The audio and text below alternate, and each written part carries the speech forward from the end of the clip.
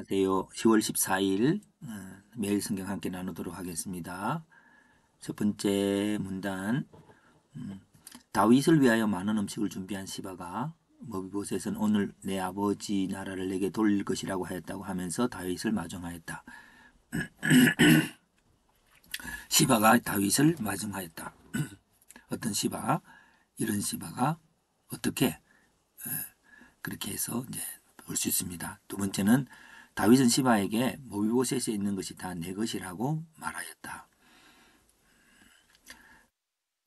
그렇게 했지요. 그래서 그 다음에 두 번째 문단은 시므이는 다윗을 저주하였다. 그러니까 왜 저주하였습니까? 피 흘린 자이기 때문에 하나님께서 나라를 압살롬에 넘겼다고 말하면서 어떻게 저주했습니까? 돌을 던지며 계속 따라가면서 요렇게 요 뒷부분에 돌을 던지며 이 태도에 대해서 말하겠죠. 자, 그 다음에 세 번째 문단은 다윗은 아비새에게 말했다. 아비새에게 뭐라고 말했습니까? 아비새에게 여기 보면 다윗의 믿음이 나오죠.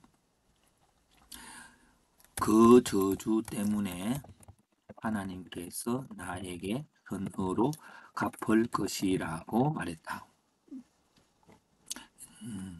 자, 그리고 이제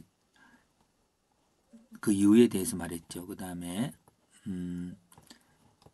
14절 19절은 후세는 압살롬에게 가서 압살롬을 섬길 것이라고 하였다. 압살롬에게 가서가 안 해도 압살롬에게 압살롬을 섬길 것이라고 했다. 왜 섬깁니까? 예전에 아버지를 섬겼으니까 그 아들도 섬기겠다고 하는 말로 표현했습니다. 마지막은 아이도벨은 압살롬에게 계략을 주었다. 아이도벨이 어떤 사람입니까? 하나님께 받은 말씀과 같은 계략을 가진 아이도벨은 계략을 주었다. 어떤 계략일까요? 왕의 아버지의 후궁과 백성 앞에서 동침하라는 계략을 주었다. 그렇습니다. 자, 오늘 이런 본문들이 완전 복잡합니다. 혼란기에 있어서 사람들의 여러 가지 태도들을 보게 되는데요. 그래서 축복과 저주라고 하는 모양을 봅니다. 다윗에게 저주하는 사람이 이제 머비보셋이 다윗에게, 왜냐하면 하지 않지만 시바의 말을 듣고는 근데 거짓말이죠. 시므이가 다윗에게는 이제 진짜입니다. 그리고 아비새가 시므이에게는 이놈도 죽이겠다 하는 그 교차가 되는 거고요. 축복은 그 시바의 음식이 있고 후세에 압살롬에게 오는 것도 있고 아이도빌이 압살롬에게도 오는 것입니다. 그래서 이제 자기의 재능들을 바치는 거죠. 그 이유는 이렇게 이 항목에서는 그 거짓말이라고 하는 것은 이렇게 거짓말이라고 하는 것은 자기의 유익을 위한 만남이죠. 비록 그 압살롬으로 하지는 않지만 압살롬에게 있어서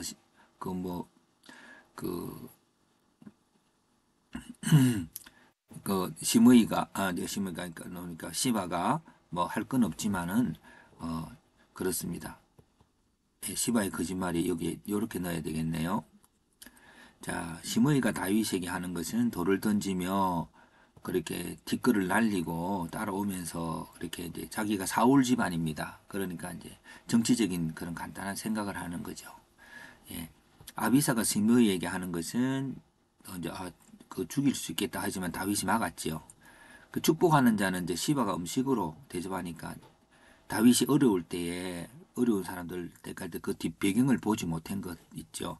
후세도 마찬가지입니다. 압살롬을 섬기겠다 할 때 압살롬이 후세가 가진 뒷배경을 보지 못했죠. 아이도블 압살롬에게는 정직하고 바른 좋은, 그러니까 실현할 수 있고 확 효과적인데 그걸 이제 받지 않지요. 예, 받지 않고 아버지 후궁과 동침하라는 것은 강한 힘을 드러내는 위협하는 수단으로 여겨집니다. 다윗의 태도는 축복과 저주는 저주한 사람들은 뭐 안 좋아할 수 있고 축복하는 사람은 좋아할 수 있지만 이게 다 섞여 있습니다. 축복 속에 저주가 있고 저주 속에 축복이 있는 그런 걸 분간해야 되지요.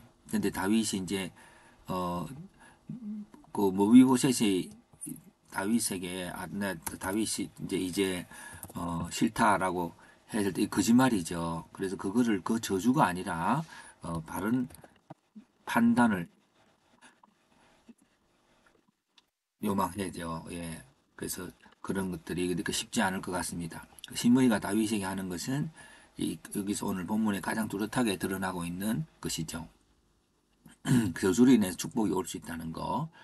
다윗의 태도는 아비새가 시므에게 하는 거는 이제 그만두라. 축복은 이제 그 다윗의 태도가 마음대로 집중되어 있었고 그래서 나중에 그의 머비보셋에게 준 것을 돌림. 네가 다 해라. 머비보셋 거는 그런 식으로 이제 정치적으로 판단했죠. 다윗의 연약함들을 보게 됩니다. 한번 약속했던 것들을 또 번복하고 있는 그런 어떤 다윗을 보게 되고요. 후세도 마찬가지예요. 압살롬 이 후세의 전략을 잘 몰랐고 아이도벨이 했던 것은 하나님께서 그 생각을 막으셨지요. 그래 결과는 오늘 이 본문대로 이제 후세는 압살롬의 계략을 무너뜨림. 아히도베 잘못된 계략을 준 거고 시바는 그 소유할 권리를 얻게 되었지만 다윗은 요나단과의 약속을 어기는 결과가 번복하고 어김과 번복도 되는 거고요. 또 다윗과 시므이는 여기서 이제 하나님께서 가운데 주신 축복을 기대하는 이게 오늘 본문에 좀 더 핵심이 되지 않을까 싶습니다. 그래서 이런 제목 축복과 저주라고 하는 주제를 나를 싫어하는 사람 앞에서 근데 우리도 누군가를 모든 사람들은 좋아하는 사람, 싫어하는 사람 있잖아요. 그 싫어하는 사람들은 그 심의라고 한번 봅시다. 싫어하는 이유는 그 사울의 죽음 후에 왕인데 그 사울과 갈등, 곧 자신과 예측 관계로 이해하는 하는 거죠. 시므이는 자기가 관계 없는데도 그렇게 하죠. 그 싫어하는 태도는 돌을 던짐, 계속 저주함 이렇게 하는 거죠. 그, 근데 결국 이건 이제 그에 대한 감정은 다윗의 감정은 물론 그 감정이라는 것은 아픔이 되겠지요. 아픔이 그러나 하나님 앞에서의 계산이 있습니다. 하나님 앞에서 그 저주 때문에 하나님께서 축복하실 것이 되는 거고 그에 대한 평가는 어,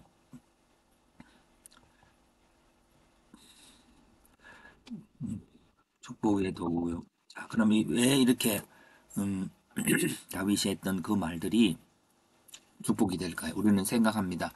십자가의 영광이라고 볼까요? 십자가에 있어서 그런 어떤 의미는 뭘까요?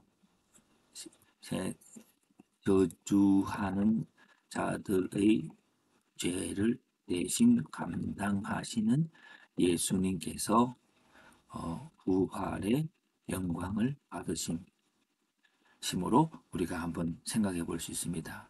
그렇다면 의미는 적용은 뭘까요? 적용은 나를 싫어하는 사람들의 태도를 용서하고 하나님 앞에 기도할 때에 하나님께서 예수님께 주었던 부활의 영광을 주신다라고 하는 거죠. 이게 바로 쉽게 말하자면 저주 때문에 하나님께서 축복하실 것이라고 하는 도구가 됩니다. 그래서 이 과정에는 저주만 하면 무조건 축복하는 게 아니라 거기에 대해서 저주 때문에 아프지만 그를 위해서 용서를 하면 하나님께 축복하시는 것이다. 이게 십자가니까요. 이게 그래서 이제 저주가 축복으로 바뀌는 그 사이의 과정이 됩니다.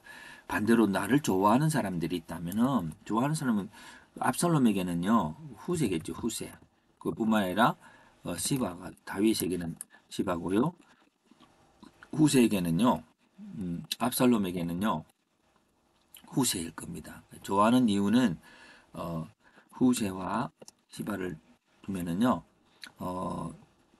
시바는 다시 다윗의 머비보셋이 가져간 것을 다시 가져올 기회라고 볼 수 있는 그 후세 같은 경우는요, 압살롬의 계략을 어, 무너뜨리게 아이도벨의 계략이죠. 노아는 태도는 뭘까요? 이게 이제 후세는 그의 압살롬에게 오고요. 또 시바 같은 경우도 마찬가지죠. 음식으로 이렇게 합니다. 그에 대한 감정들은 뭐 이렇게 그에 대한 평가는 그렇습니다. 어쨌든 요런 것들은 다 이렇게 큐티니까 너무 길게는 하진 않습니다만은 오늘 우리가 좋아하고 싫어하는 사람이 있지만 좋아하는 사람은 좋습니다. 그런다 싫어하는 사람들도 불편할 수 있지만 그 역시 하나님이 사랑하는 사람들이고 그가 나를 저주할 그 내용이 틀렸다면 그건 죄가 되는 것이고 틀린 것들을 용서할 때에 영광은 내가 받는 것이라고 봅니다. 그런 것들이 다윗이 이런 피난 과정에서 얻게 되는 것이라고 여겨져서 우리들도 그런 싫어하는 사람들이 있을 때도 너무 어려워하지 않게 되기를 바랍니다.